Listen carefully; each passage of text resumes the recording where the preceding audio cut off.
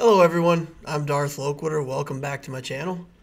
Today I'm going to do a video on the 3v3 Grand Arena Season 15. First round, first event, first battle. I took the footage, we're going to narrate it. That way I can cut out some of the more boring parts where I'm taking a lot of time to scout the opponent and figure out what I'm going to do, so I can condense it down a little bit. We got some highlights with Enfys Nest. In prior videos, I've talked about her being able to take out a Padme Team. Today, you get to see that in action. We get to watch Han Solo shooting first. We got some fun with fleets, so I think y'all can enjoy this 3v3 Grand Arena. Also, I've got a Discord server up and running now for this channel called the Loquater Holocrons. That's where we keep our knowledge. So, yeah, that's the Discord link. I'll start linking the Discord in the description for the videos. And what I'm hoping to achieve with this Discord is a couple things. First of all, have some discussion channels. If you all have ideas for videos, things that you want to see, things that you want me to cover, I'll be happy to hear your ideas and hopefully be able to help the community out that way. I would love it if some experienced players would also join and maybe offer up their ally codes for newer players to get some high-level friends and be able to unlock content using your high-level friends. That would be nice. And then if there's any guilds out there that are cool guilds that are willing to invite in new players trying to get started in the game, I would love it if some guild leadership or people with those kinds of guilds would join. And then new players could, find a home to participate in those guild events and get that guild currency going and have fun in the game and meet cool people. So that's my goal. Discussion groups, allied codes, and maybe some guilds that are helpful for newer players. So join up. I'd love it. Appreciate y'all, and get some conversations going. So we're going to go through the setup first, talk a little bit about how to scout your opponent. I think most people who play Grand Arena know by now that there's some tools that you can use to scout the opponent. You can go on swgoh.gg, and they've got all kinds of information. If you got your opponent's ally code, which you do, you can see at the bottom of the screen here the opponent's ally code is represented on the screen. So you can go look people up there and see what they do for normal defenses and see their teams. I usually do most of my scouting just looking at, seeing what I see from their roster and trying to draw some of my own conclusions. In this case, we're looking at fleets. He's got a pretty big Chimera. We've got a lot of ships here, a lot of different ships that are at 7 stars. But if you look, the characters on those ships are mostly just, lower than Gear 12. We do have some relic characters. We can see that he's going for the Sith Eternal Emperor unlock. So he's got quite a few of these Empire characters. And here he's got the Negotiator and the Malevolence. He's got both of them. But he's got the Negotiator at 6 stars and the Malevolence at 5 stars. I'd be a big fan of getting one of them up to 7 stars, but he's got them both unlocked, which is pretty dang strong, but not at full stars. He's got General Skywalker, and his General Skywalker has good mods. He's got a good Skywalker here. So when we're looking at these things, we're thinking, in terms of defense, there's 3 things that can happen between you and your opponent. Typically. One is they take a lot of their good characters and good teams and they just build a brick wall defense and say, okay, I'll put up my best teams on defense. Maybe you'll put up your best teams on defense. And whoever can get the highest banners in the few battles that they win can take the match. So here I'm scouting Galactic Republic. He's got a lot of those because he's obviously got the clones and a Padme Team.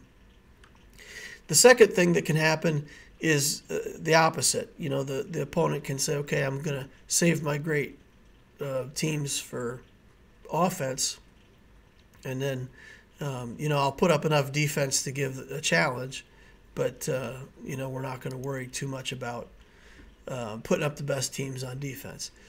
So you have to be thinking about that when you're scouting your opponent. What's he likely to bring on offense? What's he likely to leave on defense? And in this case, he's got some good teams. 3v3 is kind of weird. It's not always easy to pick your teams. But yeah, he's got some good teams. He's got some pretty strong stuff for 3v3. But you got to imagine that he's either going to be very defensive with it or he's going to be very offensive with it. The third thing that can happen is an auto deploy.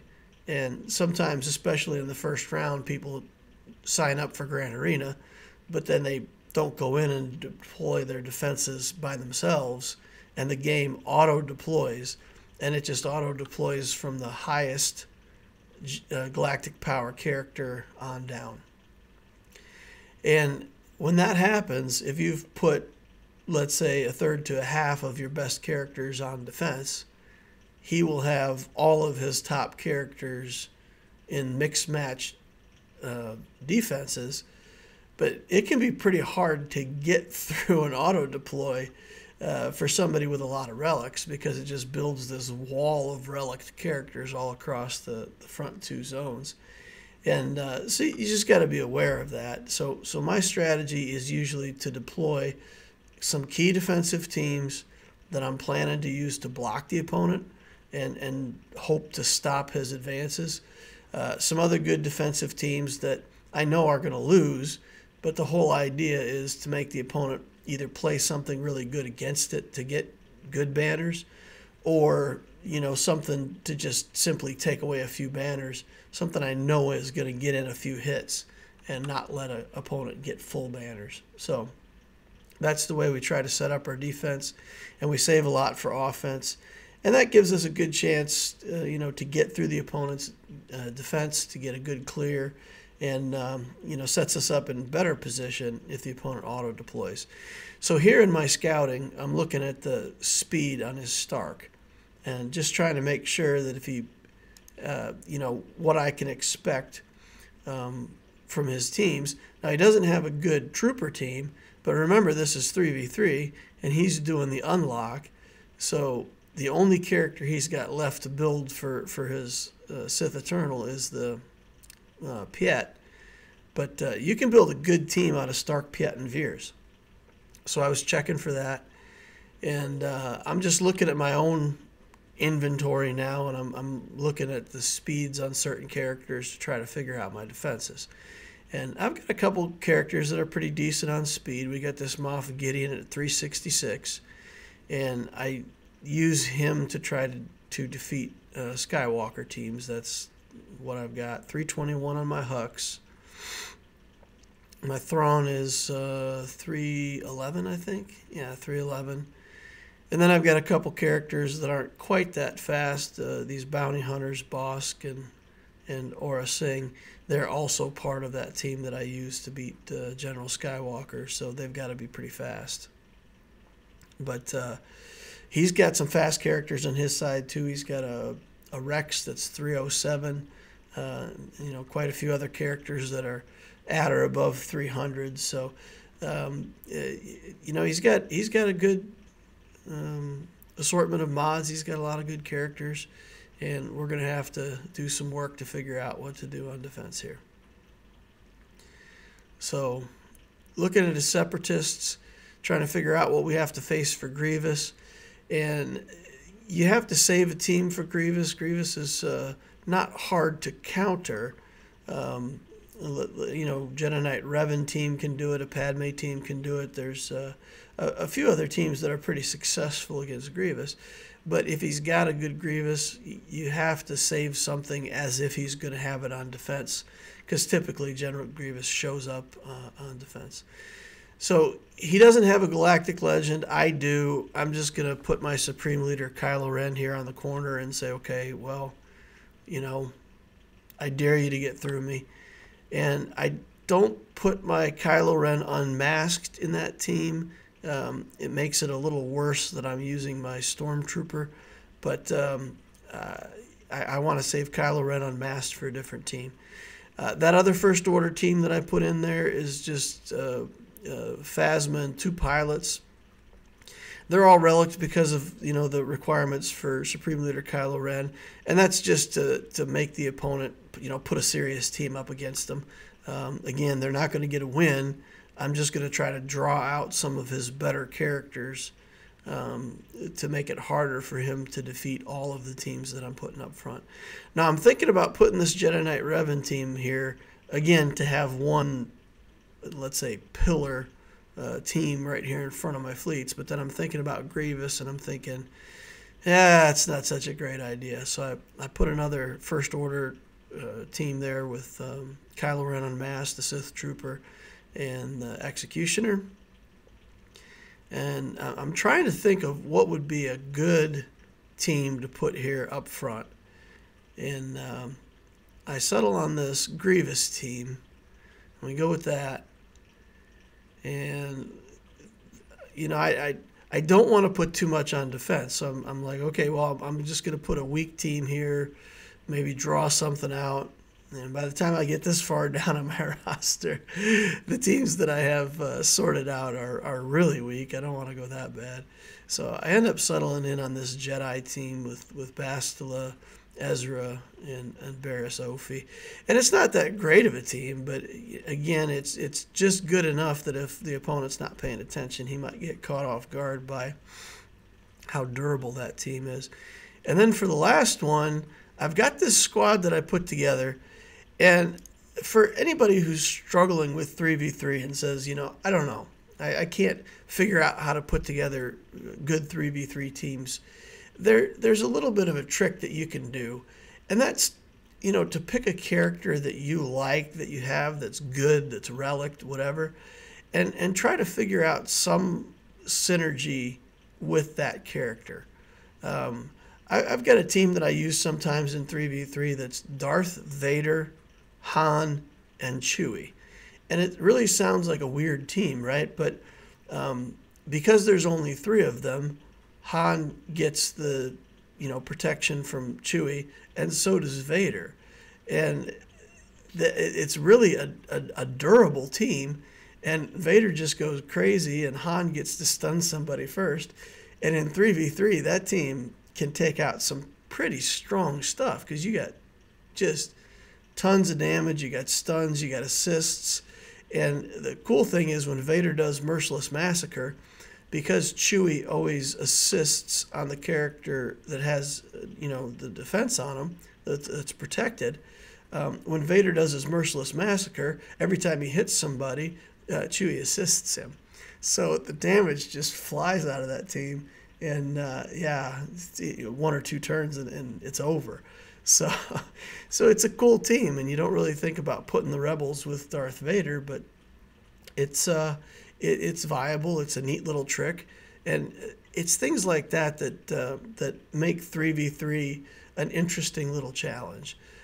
So this next team that we're going to see is exactly that.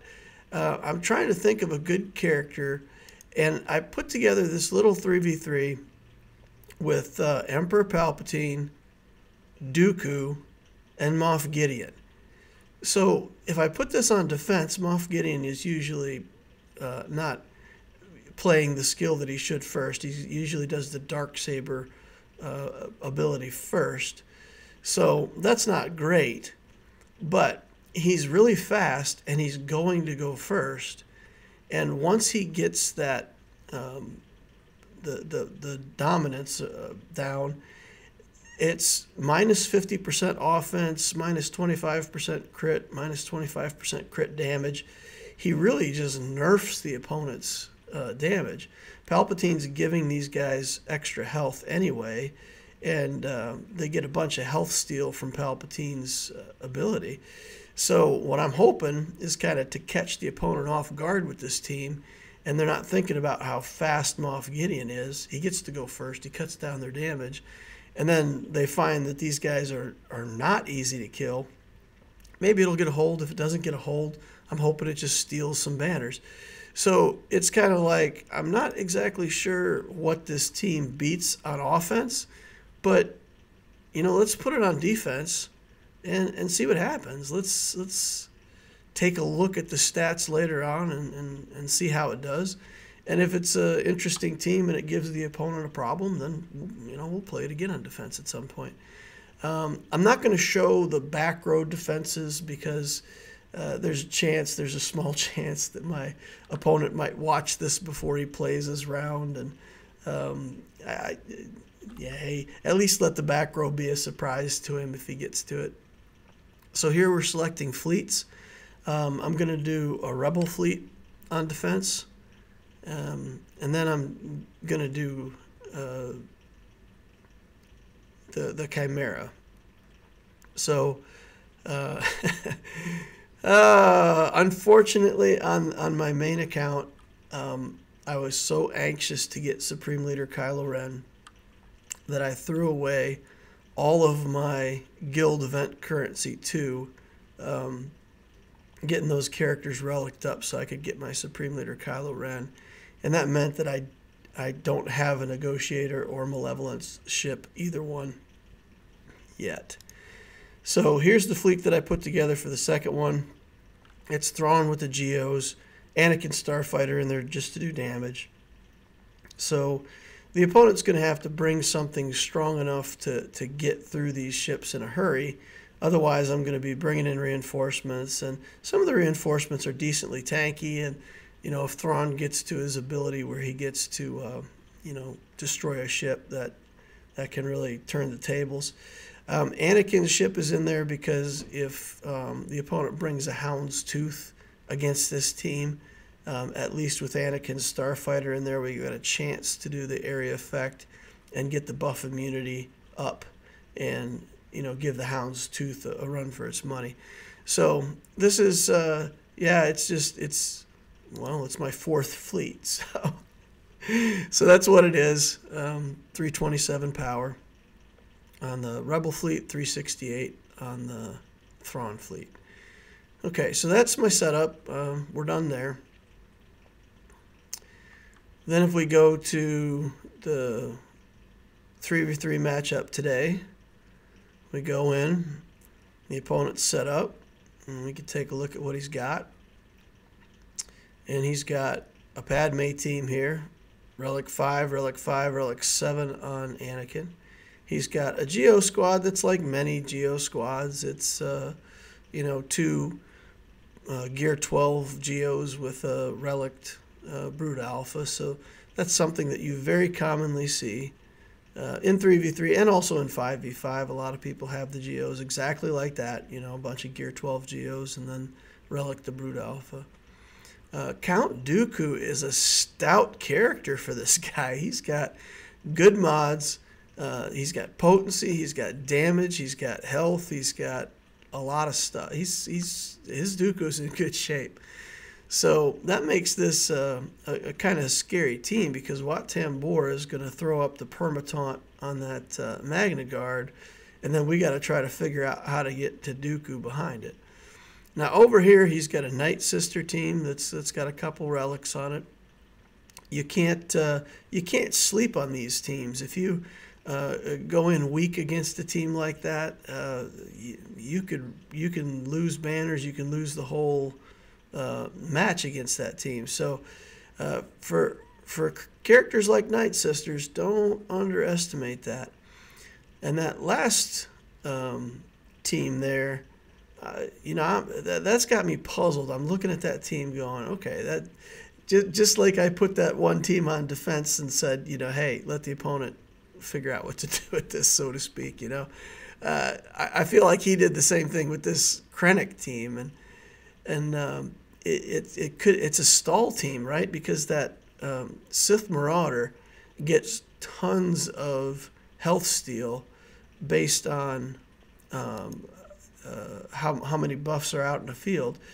So every time he takes a swing, he's going to go from 0 life to full life. So we got to think about how we're going to outlast him, because really eventually you'll be able to do enough damage to kill him at some point. But if he's doing damage to you and healing up and kills 1 or 2 of your characters off, you can't recover from that, and then you will lose.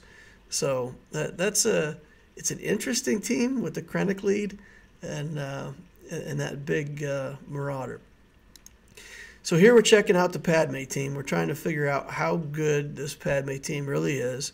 And Padme's over 100,000 health. She's got good mods. And now, you know, first thing I click is to see if he's got that potency cross. All right, now I look at his potency, 67 potency. Now I should quit making these videos and telling y'all to put potency on your Anakin, because you know, then I'm going to have to start facing people that put potency on their Anakin. But like this, I mean, this Anakin is set up for a lot of damage, and he will do a lot of damage, but he doesn't have potency. So it makes it harder for him to get those debuffs from his basic attack put onto my characters. So here we're looking at Kenobi, and you can see this Kenobi is serious business too. He's modded well. He's got health on him. He's got tenacity on him. He's got a bunch of protection. He's got a bunch of armor. So he's got everything he needs to make that Kenobi really tough to get through. So that's kind of, you know, that's his cornerstone team. That's his team that he's kind of daring me to get through. So the first thing we're going to do is we're going to try to take care of this Dooku. Now, I told you I had the team with Han and Chewie and Vader, but you can also do a sort of a leaderless team with Han, Chewie, and the 3PO and Chewie. And this team puts out a ton of damage. Now, a little bit arrogant of me, but I'm thinking right here, I'm just going to shoot Dooku in the face, get all the assists, and he's going to be dead. And I don't get him. It's not enough. So maybe I should have shot Wat Tambor instead and gone ahead and just taken him out of the equation with the shoots first. But I really thought this team was going to have enough sauce to take care of that Dooku right away. But I was mistaken. He like I said, that Dooku's pretty stout. So it's okay now, though. I mean, we're in a team with a ton of damage. They're after Chewie, but both of my other guys have the defense buff, the protection buff from Chewbacca. So, you know, I'm not too worried that we're going to lose this matchup. I'm just sad that we didn't one-shot Dooku like we maybe wanted to. So this guy's getting just tons of protection back from that Wat buff. So we say, okay, Wat, enough of you. Goodbye. And now for Dooku, got to try to stun him. Doesn't work. I'll try again to stun him here with Chewbacca. Get on in there. That time we get him. We'll put a blind on him just to make sure that if he attacks again, we're safe. And then just keep shooting, push him down the rest of the way. And, you know, being immune to stuns and not having to deal with his stuns on the rest of the characters is very important. So, you know, Chewbacca's protection kept my other characters from getting stunned. So now I'm looking at this Padme team, and I'm thinking I'm just going to go ahead and nest it. And I got 167 tenacity on my nest. And he has 67.25. So it is literally exactly what I need, that he has no chance to get his debuffs put onto my nest. So Kira, we're going to pick Kira for the lead. And if people don't know what Kira does, Scoundrel allies get extra critical chance, which isn't important for our nest. But in addition, whenever they score a critical hit, they recover protection and gain an additional bonus. And the additional bonus for Nest as an attacker is 5% offense. So we really want Nest to get that 15% offense. She's got to get ramped up as fast as she can. And, you know, every time a buff or a debuff expires or goes away, Nest gets buffed up permanently. So her damage is cycling up. But you can time out against these teams. So you kind of need Kira's leadership to make sure that you get that extra offense so your damage cycles up faster and you don't end up timing out on these teams. Now remember, folks, this Padme team is serious business, right? And, you know, of course, Kira just got one-shotted at the start. I don't have any effort put into her at all. And now Nest is just doing Nest things, right? She's just counterattacking when attacked. And unfortunately, against Padme, counterattacking is a bad thing when you attack out of turn. You know, give bonuses to her team. But we're just building up our damage over time, and we're not really in much danger here, right? Because as you can see, I mean, you can watch this whole match, and I don't think Nest ever gets one debuff on her for the whole match. She doesn't get stunned. She doesn't get Anakin's debuffs off of his basic. So we're in good shape. But these matches take a while, and especially with Padme, because her team has so many mechanics to get life back, to get protection up. And so we're just chilling out, doing Nest things, kind of boring, waiting. I should find a fast forward feature so that we don't have to watch all of this. But it's about to get exciting here in a minute. So we've got Anakin targeted. Nest has an ability that on her turn, when it's actually her turn, she can ignore taunt. So you can see on her counterattack, she keeps going after Kenobi because that's what she has to do on a counterattack. But then when it's actually her turn, she can go straight after Anakin. And again, the reason I have it on auto is just because, you know, you want this to go quickly. Here we go. Here we go. Boom. Done. All right, our damage got big enough. He didn't have the protection up. And on our attack, we just went over there and took Anakin out of the picture. And now we gotta build back up to that again. And so we're just doing Nest things, counterattacking, gaining back protection, gaining back life. Just not dying. That's what we're doing. Cycling up the damage. And you know, we're gonna get things lined up here in a minute. And our next target is Padme. Done. Padme's out. All right, now we just got Kenobi, and again, he's the hardest one to kill, but we've also had the most time to ramp up our damage. So by the time, you know, it's just him, Nest is hitting like a freight train. So there we go. Surviving units 1.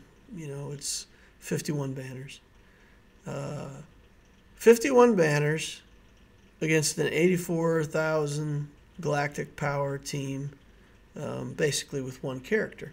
So that's a good trade in terms of, you know, your total roster when you can do something like that. And that's why I like Nest. You know, you find these little uses for her where she's incredibly rewarding to have on your team. So we're going to play Triumvirate against the Geos. My Scion is pretty bad. He's still like gear 11.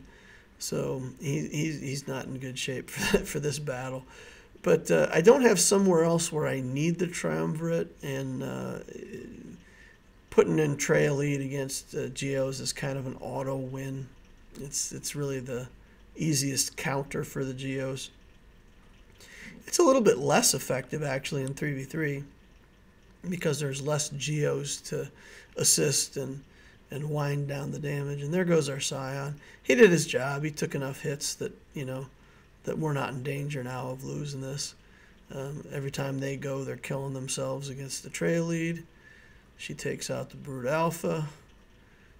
He comes in there thinking he's going to do something. Scion's just doing Scion things. And, you know, we might as well just take the auto execute here at the end. There's nothing that's going to help us get back protection. So 49 banners. Not the cleanest win, but it's okay. It's safe, right? It's safe. We weren't in danger of losing that battle. His back wall is pretty lightweight. The Newt team is the only one here that I'm really worried about. You can't underestimate those Ewoks. You got to take something in against the Ewoks. So here we are back up against the front line, and we're going to take in a decent bounty hunter team against these Night Sisters. Here's that lead that I was talking about with Aura Singh. She's got everybody under stealth, and then Bosk is the only one out. And yeah, we're getting the contract off here. We're going to leave Daka alone because we know that she's the first one that we want to disintegrate anyway, so it does no good to do damage to her. So we're just taking our time. The contract's up. Now Mando's up. Now Daka's down. Poof. Done. See ya. Okay, and then there's so many revive mechanics on this Night Sister team. We're just going to try to keep her stunned. So that's good. Aura Singh has a stun on her basic, so that net didn't actually stun her. It was the basic off of Aura Singh that got the stun onto Asajj. So we're just waiting. You know, we're killing Asajj over and over again until we get the Mando's ability back. We don't have it yet, so we got to kill her again, and here she comes back again. She ain't coming back from this, though. See ya. And then let's finish off the zombie. And we're in good shape. We got full protection. We got full health units. We got 54 banners. That's the most you can get with a full squad of 3. So happy with that. Now we got to figure out this this team with the Marauder. So we bring in Mon Mothma, and this POW is not very high level. He's kind of a little POW still. He's gear 12. But my K2SO is Relic 7 with the Zeta. So that's about as good as you can get for a K2SO, I think. I've got him for tenacity. He has mechanics where his counterattack and his taunt are less reliable if he's debuffed. So I put a ton of tenacity on him just to make it harder for the opponent to get debuffs on him. And that means that he does his counterattack and gets his taunt most of the time. So here we're trying to just muscle down this this Marauder. But it's not working. He gets life back too fast, and I'm not able to do what I want. And every time I try to put the defense down, I'm not getting it. So I just switch over to Krennic and say, okay, fine, I'm just going to work on these other two guys. Sith Marauder, I'll get back to you later. And this is what I was talking about, putting in a team that's going to outlast them. So with this Mon Mothma team, I don't have much worry that he's going to be able to kill me because I've got a big K2SO and I've got tons of mechanics that bring back the protection. And, the battle goes on for another 2 minutes after that before I finally get that Sith Marauder down. So I just fast forwarded through that. But yeah, we get the victory and we get good banners off of that. So in the end, it was a success. It took a while, but it was a success. For this Bounty Hunter team, we've got a couple really good teams left. And at this point, what I'm thinking is, I just need to play my really good teams in a way where I can try to get the most banners. So here I'm thinking about putting Ahsoka onto the team or Kenobi. And in the end, I decided to put Kenobi in here with them. Soak up some punches if it comes to that. Because of the Relic Bosk, I know that I'm not going to be able to just one-shot the team. Bosk is going to take some work to get through. But we've got a lot of mechanics to recover protection, and we're going to do the buff here mostly just to get the mechanic working where we get the extra damage. And we're trying to get in on Bosk. Now, Bosk has the buff immunity on him now, and that's why you want a little bit of potency on your Anakin, is so you can get those debuffs from his basic onto characters and get them dead. And at this point, we're just trying to build back up our protection. We're trying to get as much health and as much protection back as we can. Unfortunately, we don't have much choice on the skills that we pick, and grief falls down pretty fast, so we don't get the opportunity to get those last few banners back. I think we missed one banner on that. Same thing for this next team. You know, bring in a team that we know has a lot of recovery mechanics and be able to get maxed out banners. So again, we're not worried about whether or not we win. We're worried about winning with maximum banners, because we've already had some battles where we've lost banners, and we don't want to have too many more of those battles. Because if our opponent can take out our Kylo Ren, then they're going to be able to get a lot of points, right? So we can't, you know, mess around and give away banners here. And at this point, we just got Kylo Ren unmasked left to deal with, and then the name of the game is just, you know, keep using your buffs, keep stunning Kylo Ren, don't let him do anything, and just make sure that we keep getting back all of our protection, stay at full health, full protection, maximize the banners coming out of this. We haven't seen Grievous on defense. We haven't seen any other team that would give us a reason why we would need to save this team. So that's it. You know, just working Kylo down slowly and making sure that we optimize our banners on the win. Get him stunned again. I don't want him sneaking over here and taking away one of our banners. All right, that's good. 54, full everything. Now, in hindsight, when I'm watching this video, there is one thing that I wished I had an opportunity and I didn't do it, to complete a quest. We'll talk about that here in a second.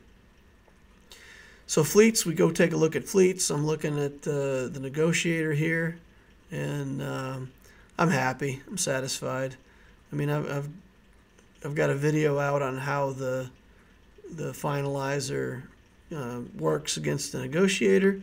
So for anybody who saw that video and thinks that, you know, maybe somehow I cherry picked the video, you know, Grand Arena only gives you one chance to get it right, and you're going to see the exact strategy that I talked about in that video applied here. We put the Hunter Killer missile on Anakin, stun him up. He's not damaged enough for the opposing capital ship to do the Republic protection. Now he is. We're in good shape. Put the ability block on the tank. And now we're just going to take away the tank's taunt so that we can get back to Anakin. And we punch through his unending loyalty. Do a little bit of damage to the tank. Reinforce with our Cassian's U-Wing. Strip off all their buffs. Target Anakin. Assist. Get out of here. Done. Goodbye. Alright, now he brings in Ahsoka. Pass it over to Anakin. Anakin gives her a stun. Ahsoka does so much damage with her middle ability. It's just crazy. So you do not want to leave Ahsoka unmanaged if you can. So here we get the chance to just do an assist, stun her again. So we had her stunned, we stunned her again. Now she's dead. She didn't get to do anything. We're happy with that. All right, he got off the mobilize, and we're ready to take those debuffs off of our silencer immediately. You know, pass the turn over to him, and that's a victory. So, decent banners, 63. You know, we came in without full reinforcements, so that helps us a little bit to claim back some of those banners. And luckily, we didn't lose that Special Forces tie. It was close to being dead. Now, here I'm playing my Tarkin fleet with Empire. And the important thing to note, when you're setting up a fleet like this with Darth Vader, Darth Vader's ship is so fragile, it's ridiculous. But he can do amazing damage under the Tarkin lead. So what we're going to do is we're going to play him together with 2 tanks, and we've got tanks in our reinforcements as well. And we're just going to put up a wall of taunts in front of Vader so that he can just hide out in the back and do his damage. And you see, these tanks really aren't doing much.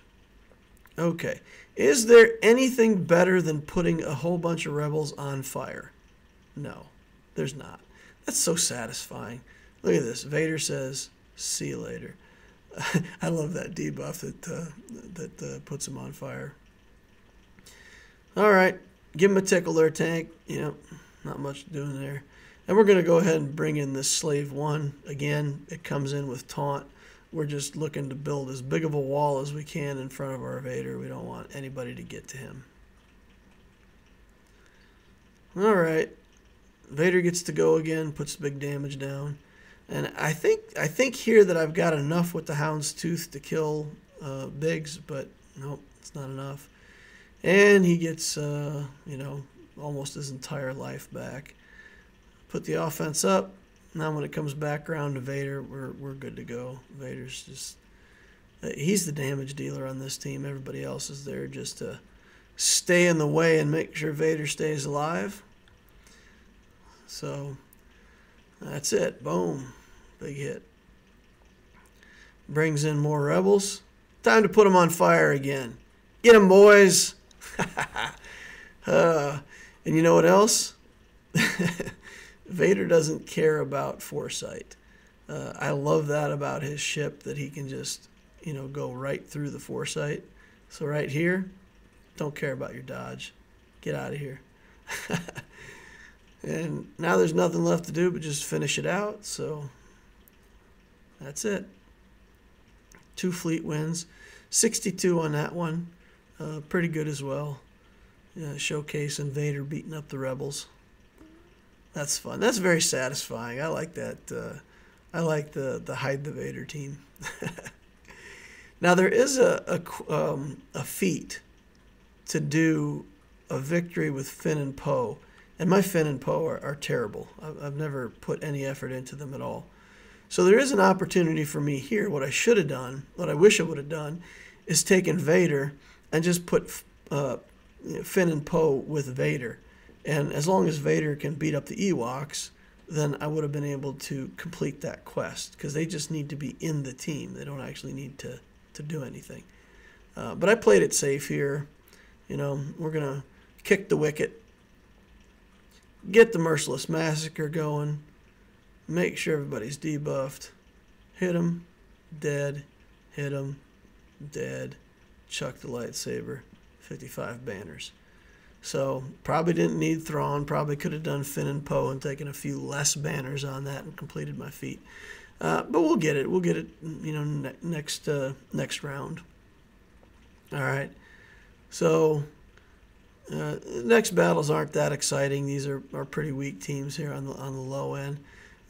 So I'm going to do some experimenting, right? Like, because this team is 50,000 and it's easy to beat, there's another feat where we have to kill things with veteran Han or veteran Chewie.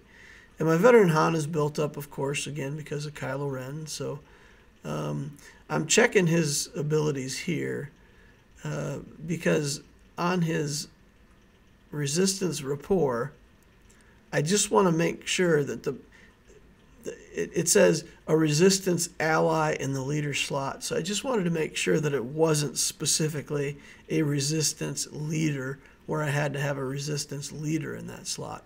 So as long as it's any resistant character in the leader slot, I'm good.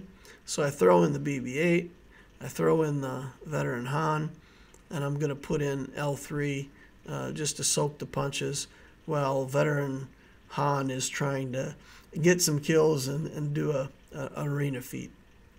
So BB-8 does his thing and get a double shot, nice double shot with Han right off the bat, and it all goes downhill from here with Han.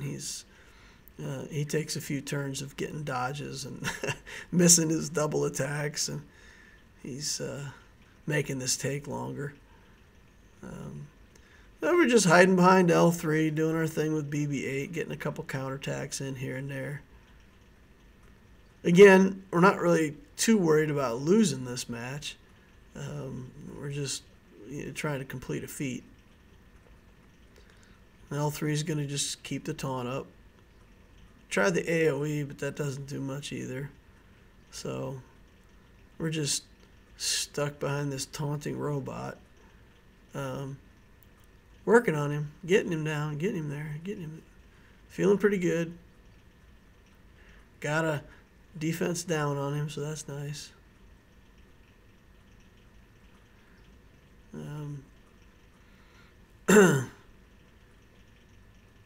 Now, here we do enough damage to him that Harrison Dula puts the recovery buff on him. And I'm fine with that, right? Like, I'm on a quest to kill things, so that means I get to kill Chopper twice.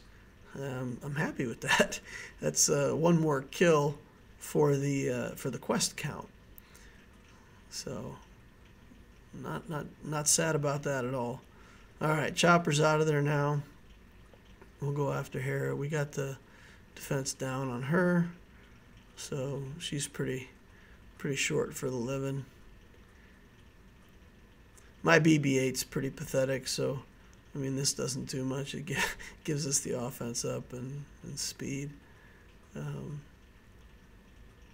then BB-8 dies, and that makes me sad. But we got the victory. We got 50 banners.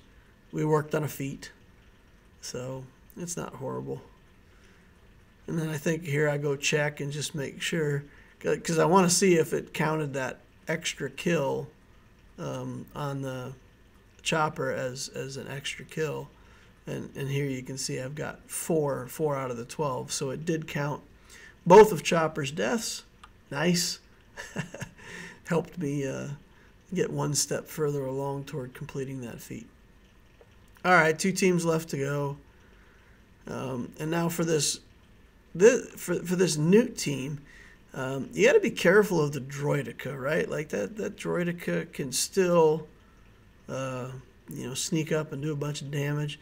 Jango is immune to damage for 2 turns, so you gotta play a team with enough sustain, knowing that you're gonna have to kill Newt twice. Jango doesn't take damage, and you got to deal with this Droideka. So this is not a team to underestimate. I brought in the clones because I figured, Rex can just, pop a shot on that Droideka, and we're all good. So we pay the toll this first time around. We don't want it on us that early in the game.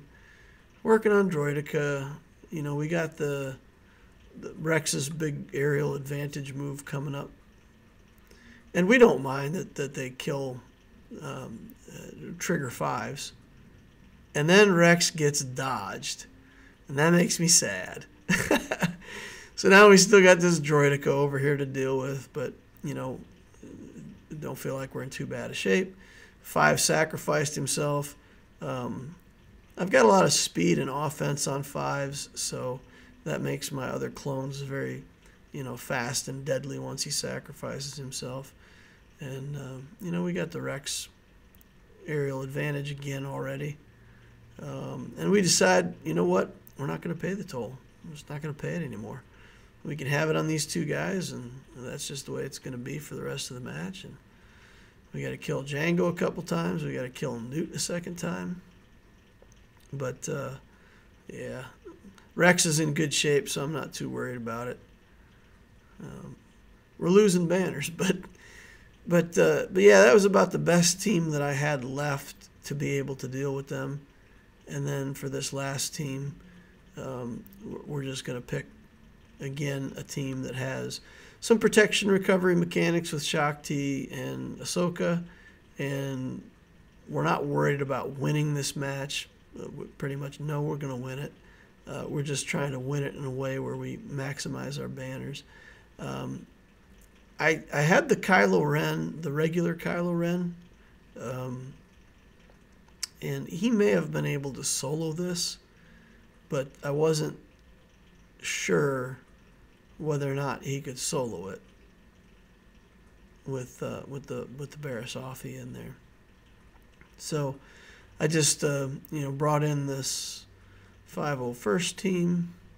Figure we'll just keep getting back protection, doing our thing. Here we just get a little bonus protection going.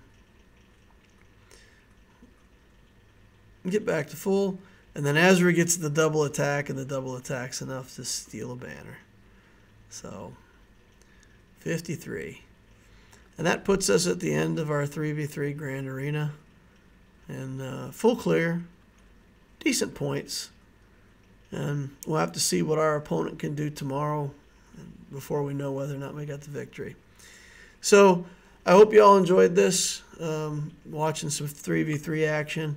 And again, you know, if you don't like 3v3 or you think that it's it's kind of a not your favorite thing to do in Grand Arena, experiment with it. Like I said, just find a character that you love, figure out some kind of mechanic that they can do, something that's fun, something you haven't tried before, and get in there and experiment.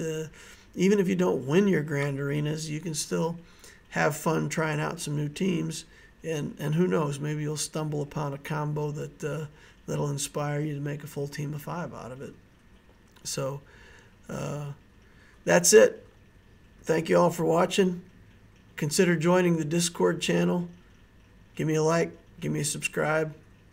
I'll see you in the next video.